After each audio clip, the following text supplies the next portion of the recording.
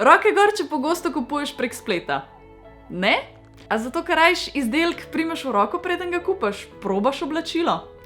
Jaz tudi. Ampak še zmeraj ful kupujem prek spleta. Dajmo malo predebatirati, kakšne pravice imaš pri spletnem nakupovanju. Ko ti kupaš prek spleta, zaupaš trgovcu, da tisto, kar vidiš na fotografiji, boš tudi dobil domov. Zdaj, tle pridemo do prvega problema in to je fotografija.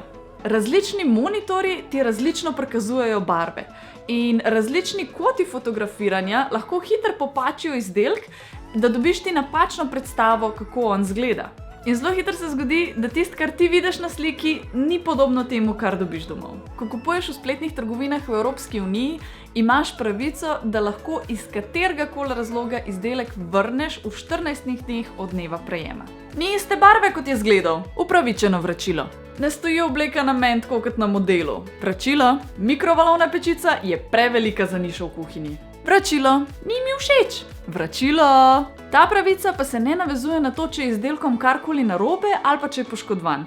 To je zgodba za kakšen drug video. Pravica do vračila pa ne moreš uveljavljati za izdelke, ki so sami po sebi zelo individualni. Naprimer letalske karte ali pa izdelki narejeni po naročilu. Mislim, nekdo je to naredil samo za tebe po tvojih specifikacijah, a ne? Redna dostava hrane in pijače. Karkoli zapečatenega, če se odstrani pečat. Naprimer DVD-ji, programska oprema, če se to sploh še pošilja na DVD-jih. Spletna digitalna vsebina, če se je prenos že začel. Pač, ko enkrat zdownloadaš igrico in ti ni všeč, jo ne moreš vrniti zato, ker ti ni všeč. Nujne popravila in vzdrževalna dela. Zdaj, naprimer, če ti pokličeš serviserja, ker rabiš nujno popravilo tuša in se z njim po telefonu dogovorite za ceno, potem ne moreš več preklicati te storitve. In tako naprej. Razumeš, kaj mislim, a ne? Torej, dostavili so nam naše pregrešno drage čevlje in ugotovili smo, da nam niso prav. Kaj zdaj? Prva stvar, kar je, pogledaš, kako trgovec handluje naročila. Večinoma bojo vsi imeli nek section na spletni strani, shipping and returns, pa si tam prebereš, kakšen je proces.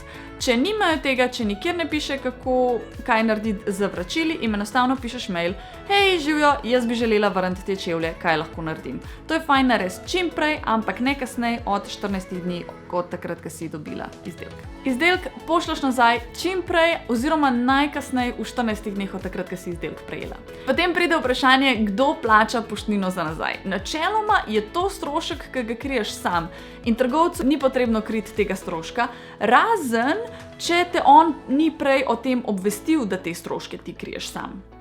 Torej pač, če mu ne piše v pogojih uporabe, da te stroške kriješ sam. Kar se ful redko zgodi. Tako da v večini primerov kriješ stroške vračila sam. Malenkostna izjema so na primer veliki kosi pohištva, gospodinjski aparati, take zadeve in v tem primeru te more prodajalec prej obvestiti, koliko bojo prišli stroški vračila, preden se ti podaš v to. Kupnina ti bo vrnjena v 14 dneh od takrat, ko si obvestila trgovca oziroma od takrat, ko so oni prejeli nazaj robo, na način, kot ste se prej dogovorili. Načeloma ti morajo vrniti tudi stroške dostave, tiste ta prve, razen če si zahtevala nadstandardno neko hitrejšo dostavo ali pa kaj podobnega. Vračila so ena izmed tistih nadležnih situacij, tako za potrošnika kot tudi za trgovca.